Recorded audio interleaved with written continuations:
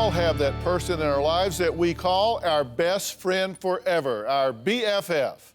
Maybe it's the person we met as kids on the playground, or maybe you became fast friends in college or at work, or it's somebody you met at your children's soccer game and you had a lot in common.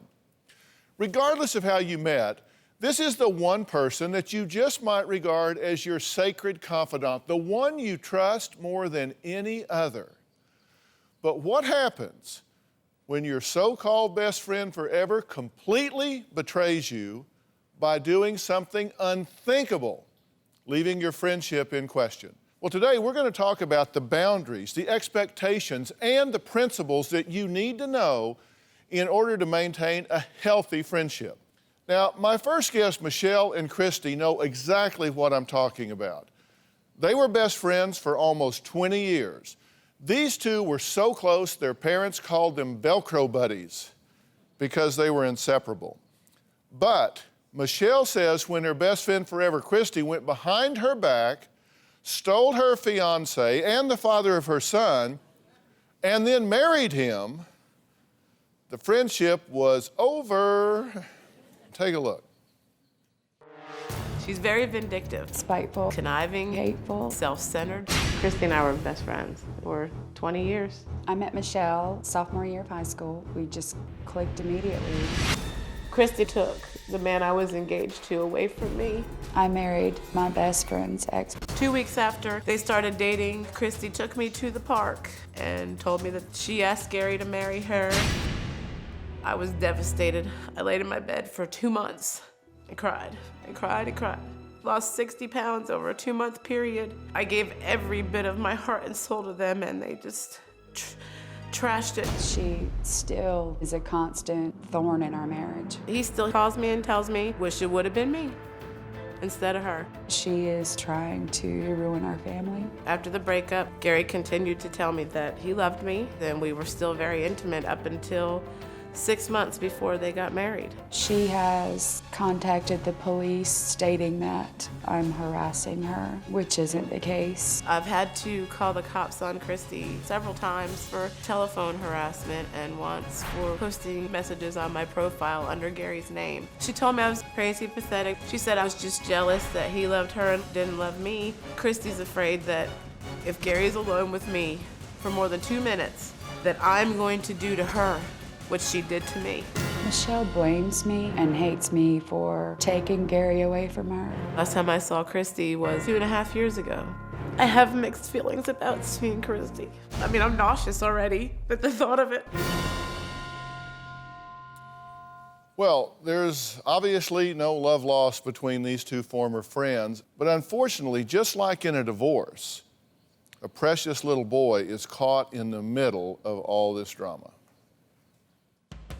Christy is making my son's life miserable. Michelle has influenced John's feelings for me. Out of the blue, I wasn't allowed to see John anymore. Christy has blocked my cell phone and my home phone so that John cannot get in touch with his father. She uses John as a pawn to manipulate Gary.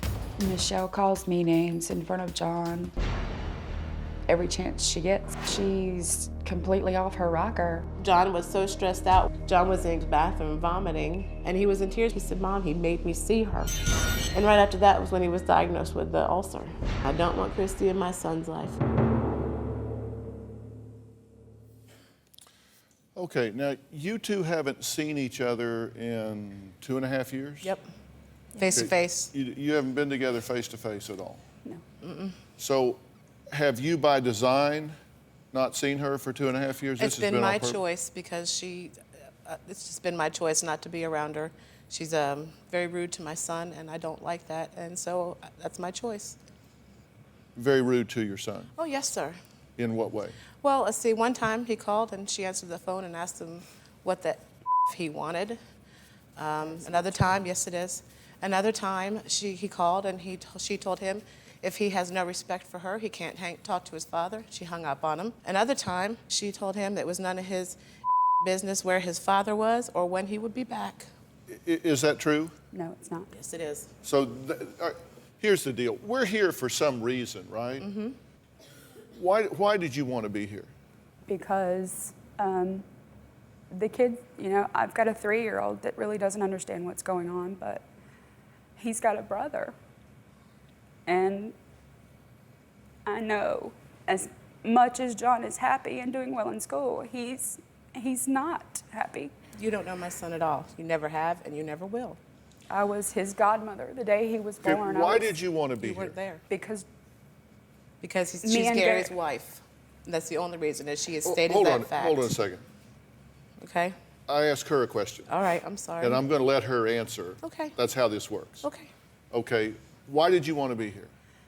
Gary and I are married, and our family is not complete without John. He has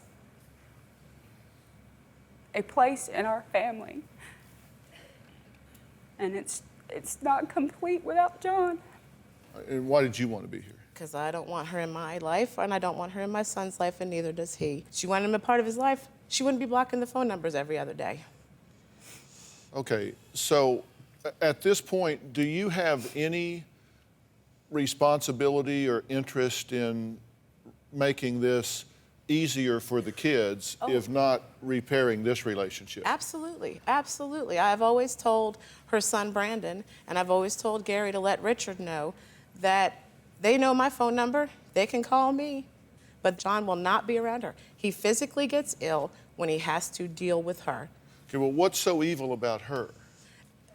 The way she treats him. I know she's gonna deny it. Were you sleeping with him while they were engaged? Yes. What are you, a ventriloquist? Yeah, actually, we've always finished each other's sentences. Yeah, well, I'm pretty good at finishing my Okay. own sentences and my own conversations. Were you, in fact, sleeping with her fiancé? No. That's not an essay question. You either No, were or you I weren't. was not. So they weren't engaged. According to Gary, no, they were not. And I never But she heard- was your best friend. What was Yes. your understanding? There was a time after John was born that they were talking about getting married. That was Okay, before Was she it moved her out. understanding that they were engaged while you were sleeping with him? No. Did you That's not think you what were she said to crossing a me. line at all in sleeping with her boyfriend? Yes, I did. No, she didn't. She told me she didn't. She straight up right from her We mouth. didn't have an intimate relationship until after we told her.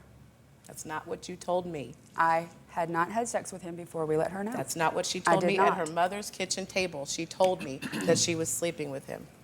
I did Okay, not. listen, somebody's got to tell me the truth. You can't both be 100% right. If you were sleeping with her boyfriend slash fiance, you knew you were running a red light, true? Yes, I You did knew that was feel- crossing the boundary, that Yes, was I a did. betrayal of your friendship. That's why I told Gary I needed to tell her as soon as I held back my feelings for a long time. You should have never had those feelings. If you were my friend, you would have walked away. And that means you never were my friend. Like I said, Were you supposed to be the maid of honor? yes. How could you be the maid of honor if they weren't engaged? This was, like I said, they were only talking about getting married right after John was born, and she separated from Gary in 2003. I started seeing him in 2005. That's not true. And I need a break. Michelle says her 10-year-old son, John, actually made a tape and wrote me a letter describing his feelings about this whole mess concerning his relationship with Christy and his relationship with his dad. I don't think she knows how she's making John feel.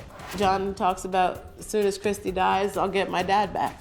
There was a story where a 10-year-old had killed his stepmother because she had, quote, taken his father away. I believe that if John doesn't have somebody to talk to, it's going to end up with hatred, and that only leads to bad things. Well, today we're talking about when friends betray you. Now, I'm talking to Michelle and Christy. Michelle says she can't stand her ex-best friend of almost 20 years, Christy, because she believes that Christy stole her fiancé, who is the father of her son, and married him. Now, Christy believes Michelle has brainwashed her stepson, John, to hate her. Okay, now, listen, we see this in custody battles all the time, but now we're seeing it in a friendship. But again, We've got a child in the middle as a rope in a tug-of-war. I'm concerned about that. Let's listen to what the innocent boy caught in the middle of these two women has to say. Now, I'm not showing his face because this is not about him. Let's take a look at the tape and then we'll talk about this. Hi, DrPhil. This is the reason why I don't like Christy. Since she's been with my dad cancels on me all the time. Christy called and started a fight with my mom and told me my father was not allowed to come over there. I cried for 2 hours straight. I heard her say she wanted to choke my mother within an inch of her life. She won't let my dad bring my brother Marty to see me. I want to be a part of my dad's life, but not hers. I want her to leave me alone. Okay, now those were excerpts from the letter that Michelle's 10-year-old son, John, wrote to me. You know, here's the whole letter. I look at this letter, and I'm not a linguist, but I know many. And this just doesn't look, read, or sound to me like a 10-year-old. Well, he's an intelligent child. He actually took a test for Johns Hopkins University today. Well, I'm sure that he is, but he says that... Those are his words. He says, my mommy is typing this for me because I don't type yet. And I noticed there were 3 lines in his letter, actual subpoint number 2 of this 10-year-old's letter. Okay. He says, she asked me what the blank I wanted when I called to speak to my dad. And in your pre-interview with us, you says she asked him what the blank he wants when he calls to speak to his dad. There are 3 passages in here that are identical to what you said in your pre-interview, and in this letter, at the bottom, he goes all caps on, I want to be part of my dad's life, well, I but did the all not caps. hers. I did the all caps. And I actually did, you know, I try to do my homework here, so I actually did talk to some linguists and some educators, and I even had a letter written by a 10-year-old for me, and that's on the side right there. And this is a straight-A student in Las Vegas, the nephew of the producer on this show, and his letter reads more like a 10-year-old. And the average 10-year-old uses 10 to 12, 15 words a sentence. Subpoint number 2 of this diatribe has 50 words in it. Another sentence has 20 plus words in it. Didn't you kind of help him with this? I'm sure he has heard me say things, Dr. Phil. I mean, I'm not going to lie. But didn't you kind of help him write the letter? I absolutely did not. He sat down and wrote it on a notebook paper. He just said, Mom, take this down. That's how he wrote. No, he wrote it on a piece of notebook paper. I should have brought it for you. And I just typed it up after he wrote it. What he read to you was the paper. You didn't flesh this out or anything? I swear I didn't. He wrote it all on his own. Point number 2, he just reeled that off in dictation. No, he wrote it on a piece of paper. I just copied it. He didn't use all those words. I just made it so it would look like a sentence. Oh, so you helped out. Well, yeah, but I didn't put any ideas into him. He said what he wanted to say. Okay, but that helps me understand, because you did flesh this out a little bit, because you write above a 10-year-old level. Right, and so does he, though, but you got to understand that. He I'd isn't like very... to make a point clear that one day we were in Gary's kitchen, and Michelle, me and John were in there, and John looked at Michelle and said, see, it's okay if I can like Christy. We were never alone together in your And house, you ever. had no choice at that point but to deny it. That is a true We were 8-year-old. that never happened, and you are lying.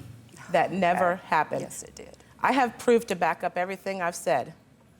Have you called her a whore and a slut in front of this child? No, Yes. sir, I have not, ever. Those words don't come out of my mouth. I might have said them towards her. I have With said, your as a matter son of in the fact- car. Yeah, 2 months into it, Christy. 2 months into it, and I've already What admitted doing happened that. last summer? Okay, so that would be a yes. No. then. Yeah, 2 months into them sleeping together. Yeah, that's when it was said. Okay, but you did say it. She has not seen my son in 2 years. So how could it have happened last summer? I didn't If put a you're time on frame the on it. I phone- just asked you if you had called her these names in front of a 10-year-old.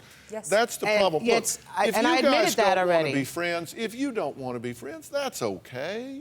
Seriously, that's okay. People change. I mean, times change. You move on. You've had some history here.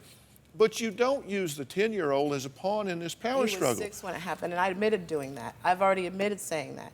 But it hasn't happened in years. She says I'm jealous. She has nothing for me to be jealous of. Nothing. Well, whether Christy or Michelle like it or not, they are in each other's lives. There is a common denominator here. How do they learn to coexist so this child doesn't pick up the tab, doesn't pay the price? Well, today we're talking about the fallout from being betrayed by your closest friend. Do you want a relationship with her? No, I do not. Because you did before you came here. I want to be civil with her for the children's sake, yes. That has to happen. Okay, but that's it. You don't want to be friends. John will never be a part of her life. You do understand, do you not, that your son's father is now over at this house? I absolutely do, but I also understand that he told me last night on the phone when she got home he was filing for a divorce. And said it in front of my son on Thursday, too, when he found out that she had gotten contact with you. Said he was done with her, filing for divorce, having to pay more child support, and he wasn't going to talk to me ever again. But yet he's called me every day since I've been here. So he's going to file for divorce today? That's what he told me. So, but you know, you can't believe a word that comes out of either one of their mouths. So, I mean, I've I got don't a know. text message on my phone from the flight when I came in that said from my husband, I am proud of you for taking the initiative. But you're saying And that. I have one on my phone that says, I can't believe she brought you there.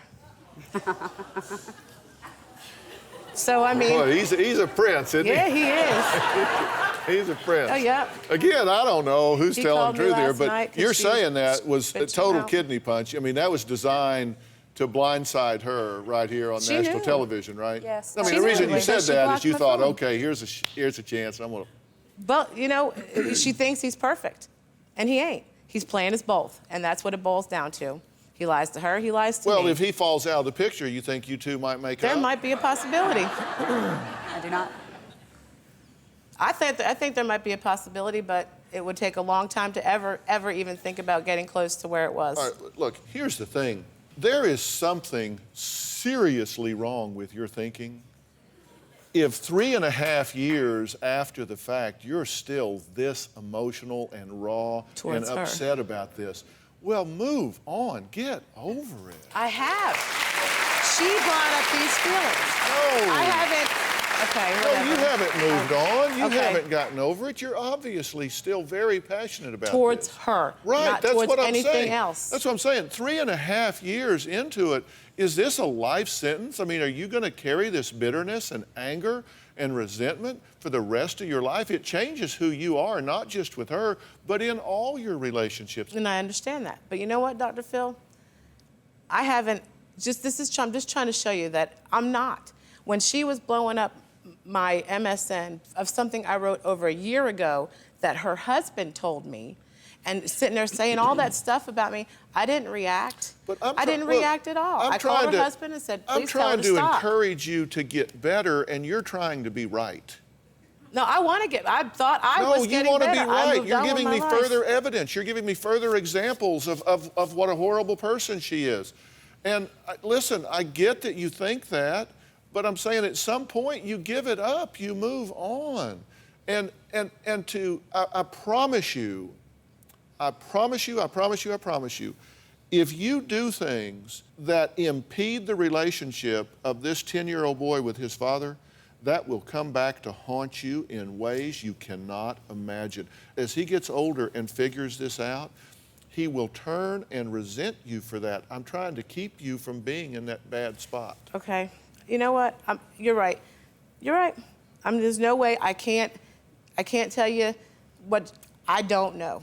Oh God, am I Okay? getting on the list now? No. What I'm trying to say, Dr. Phil, is, you know, I have moved on with my life. I'm just trying to make sure that I've delivered to you a North Star, a point that I want you to really consider. At some point, you have to forgive. It doesn't mean what you did was okay. Forgiveness is not saying, all right, what you did is okay, I accept it. It just means I am no longer willing to invest this much energy and effort into you. I'm withdrawing it from you. I'm not going to do that. I thought I had done that, to be honest with you. Well, but you can see from here when Well, you watch because we're this. face to face. Well, when you watch this show, you're going to see that it's very raw and it's very there. You have to really make the choice to do that, and then if If it means that your son is in the presence of her in order to see his father, that is a small price to pay. But he doesn't want to be there. Well, that will work itself out.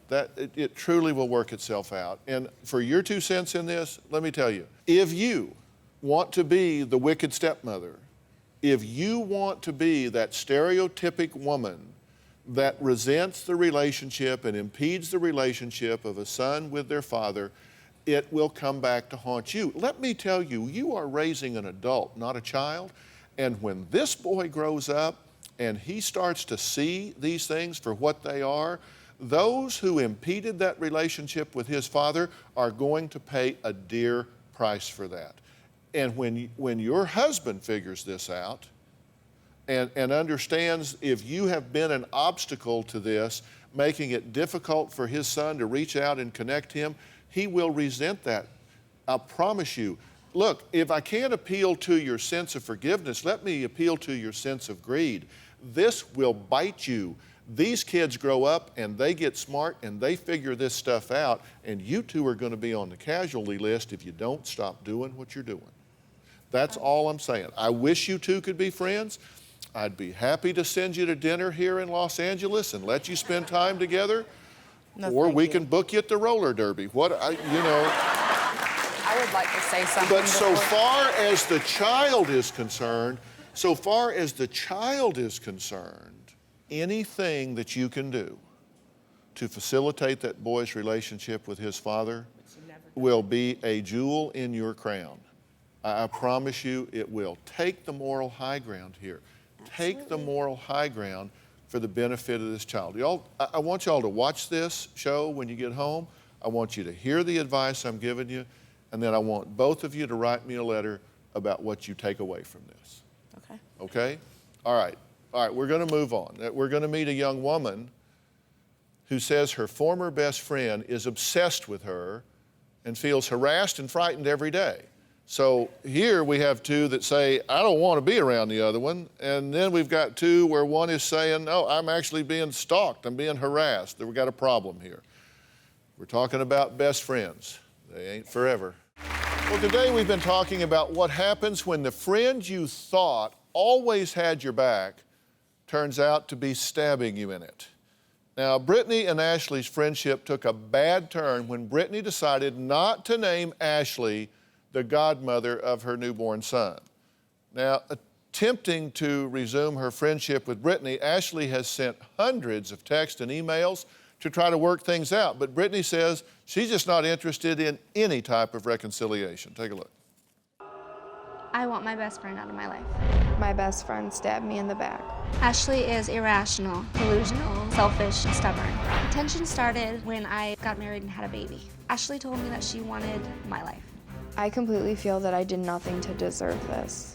Brittany completely cut me off from her life. My son was in the NICU, sick, and I did not want to talk to anybody. It upset Ashley that my son was a higher priority. She didn't even talk to me for over a month. I didn't even know if he was even alive.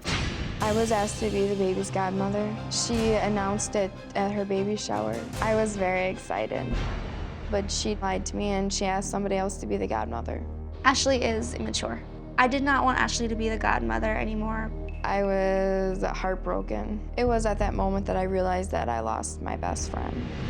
She flipped her lid. I wrote her a letter and I told her I was done. Ashley, I'm done trying with you. It's not fair for you to act like a spoiled brat. Hopefully one day you will realize there's more to life in this world than yourself. Brittany, goodbye. After reading the letter, I cried for probably 3 hours. Ashley started to harass me by continuously calling, texting, and emailing. I called Brittany 100 times. I tried texting her and emailing her because I didn't know why she would be doing this to me. Ashley's messages would refer to what a terrible mother I was. Ashley is giving me a bad name around town. Ashley says that I am sleeping around, that my son is not my husband's. I'm hurt, frustrated, and angry. She was my family, and I miss her very much. I feel completely alone. I want Brittany back. I just want Ashley out of my life. Okay, so Brittany, you don't want this girl as a friend. No, I do not. Do you want her as a friend? I do. Why would you want to be friends with somebody that doesn't want you as a friend? Well, see, after hearing that, I kind of don't, but it's just that she meant a lot to me, and she wasn't just my best friend, she was like family, and I cared about her family very much, so I didn't just lose one person, I lost a whole bunch of people. Well, you say after hearing that, you kind of don't, like that's a revelation to you. Have you been pursuing this friendship pretty diligently? Which I'm not saying is a wrong thing necessarily to a point, but... Well, what happened was the only time that I called her a bunch of times was after she left me that 3-page letter, because half of it wasn't true, and I felt like I needed to at least say my side of the story. Since then, I've probably sent her 3 emails in the past 3 months. Mm-hmm. Did you ask her to be the godmother to your baby? When I was pregnant, yes. And then you changed your mind? Yes. Why did you change your mind? Because we ended up getting this huge argument after I had had my son. And I decided to have my son's aunt to be the godmother. And she got upset about that. I understand why she was upset, but I figured, because we weren't friends at the time, she would understand that I didn't want her to be a godmother if we weren't friends at the time. And what did she do that upset you to the point that you fired her from this godmother job? To me, it felt that she got very upset that my son became my higher priority because I was not talking to her every day the way I used to. I was in the NICU for 6 weeks, day and night. And So for the first 6 weeks of your child's life, you were in this neonatal ICU unit, and obviously it was very precarious. You were totally consumed with that, totally focused on that. Yes. And you just virtually lived there. I did, yeah. Yeah. And so you didn't talk to her during that time, or really anybody? I didn't talk to anybody. Didn't even call my mom. I just wanted to be there. You were just there focused on this new life. Yes. And how's he doing now, by the way? He's very healthy. Yeah. So came through it okay and doing good. All right. So glad to hear that. And you got upset with that because you wanted to support her, you wanted to help her. I didn't expect Brittany to contact me every day. I just wanted just once to know that he was okay. I mean, when you go by for months without hearing a word, when I knew that he was sick, and Did you withhold that from her for some reason? No, I made this statement clear online. I said, if anyone wants to know how Wyatt or I am doing, you can call my husband or you can call my mother. I do not want to speak to anybody. And you thought you weren't just anybody, you're her best friend, so you thought you should be excluded from that blanket statement? In sort of ways, I was really close with her, and I just wanted, yeah. Okay, so look, is one of these girls in the wrong? We're talking about friendships today. I mean, are there boundaries that you have to really adhere to? Are there points at which you cross those boundaries? Or is this just an immature game between a couple of girls that haven't moved on to the next level? Ashley is harassing my daughter, Brittany. If Ashley was a boy, Brittany could actually press stalking charges. I would like to tell Ashley to just back off. If someone doesn't want to be your friend, you can't make them be your friend. As a mom, I want to fix this.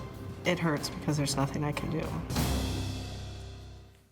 Well, there was Tammy, who says she's tired of her daughter Brittany's former friend, Ashley, harassing her daughter. Now, Ashley and Brittany were best friends, but after Brittany decided against Ashley becoming the godmother of her newborn, Brittany says Ashley just flipped her lid, that's her words, and started spreading rumors about her character throughout town.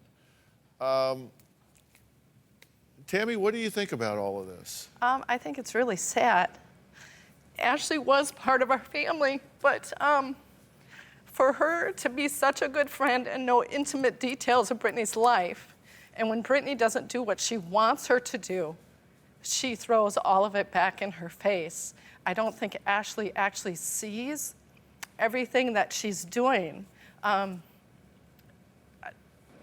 don't, you have the text messages, the emails, I mean, it's kind of obvious to me unless I'm oblivious to what's really going on. Well, no, when you got your feelings hurt, and you did, do you agree that you've done some really inappropriate things? See, I don't know where she got some of the information. I have never said that her son wasn't Ryan, her husband's child. I have never said that. And the things about her husband and details about cheating or something, I was actually informed of that when I moved back home to my hometown. And when it comes to the whole people harassing her on Facebook, I had nothing to do with. I didn't even find out until the next night. But let's talk about what you admit doing. You admit going on Facebook and saying, stop running your mouth, stop talking blank, what the blank is wrong with you, you're an awful person. You admit that. Yeah, that was because she said I was obsessed with her, and I said, but you admit doing that. Yeah. I'll get the rest of it in. You admit that you told friends that she's going on the DrPhil show and let them write nasty things on her Facebook about how stupid she was. I did not let them, didn't even know it happened. Really? Yes, I did not know it happened, and I told one person, and that was the only person I told. So you didn't tell people that it wasn't her No, father's if you go, son? nope, I did not. Okay, and you did you post a picture on her Facebook of her drinking and say, quote, what a good mom? No, I did not. That's the first time I've even heard that. Look, there's an old saying, friendships are ships and ships go down. You know, I mean, things change. I mean, people change. We form bonds, we form friendships when we're at one place and one chapter in our life. And then we move to another chapter and our priorities change. You have less common interests than you did at one point. That doesn't mean anybody's bad. It just means that you have to recognize that things change. You've just gone to a different place in your life, right? Yeah. Yes, she was an amazing friend, but I feel that I didn't have any room to grow. Do you get she's in a different place? Yeah, I understand that completely. Because she used to be like a fun friend you ran around with. Now she's an old married lady. Yeah.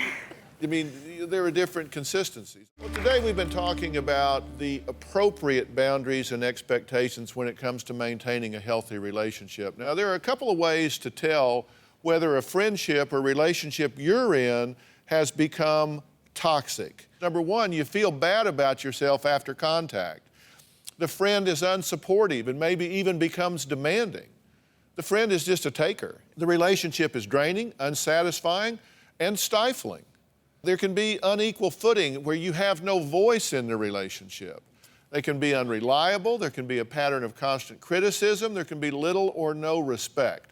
So I'll put these on DrPhil.com, and if you've got a relationship that you're saying, you know, this doesn't feel as good as it once did, kind of grade your paper and see if maybe that relationship has become toxic, which is just kind of a pop term, but it just describes something that's unhealthy. So if you graded your paper on this test, you would say this relationship had lived out its usefulness. Yes. It was no longer healthy. What do you say about that?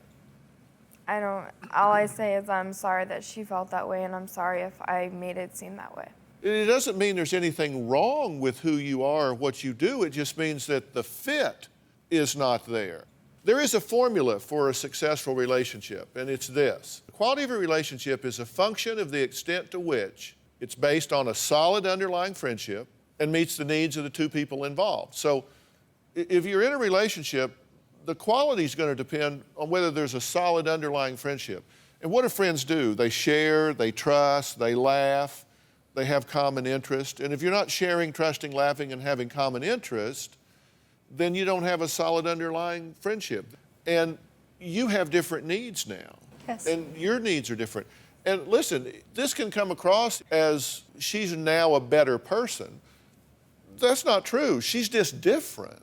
And that doesn't mean you're a bad person, it just means y'all are in different chapters of your life. You had a conflict, you had a problem. I hope that at some point you could kind of work this out and maybe at least be pen pals or something. But if that's not where you are, it's not where you are. But things have moved on and you need to move on, right? Right. Do you feel differently about that than when you got here? I did. I guess there was just one main reason why I held on so close, because I don't get close to people very often. And that's why I kind of held on to the relationship. Yeah. And it's painful that there's a breakup here, right? Mm-hmm. But there is. You don't wish her ill, do you? No, I would never. You want her to be happy in her life? Yeah, I stated in the handwritten letter I wrote you, I wish you happiness and health, because you are really sick. Thank you. It's not that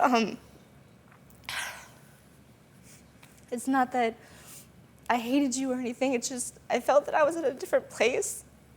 Who knows, 5 years down the road, it could be different. It's just right now, I have different needs and we're not at the same place as we were before.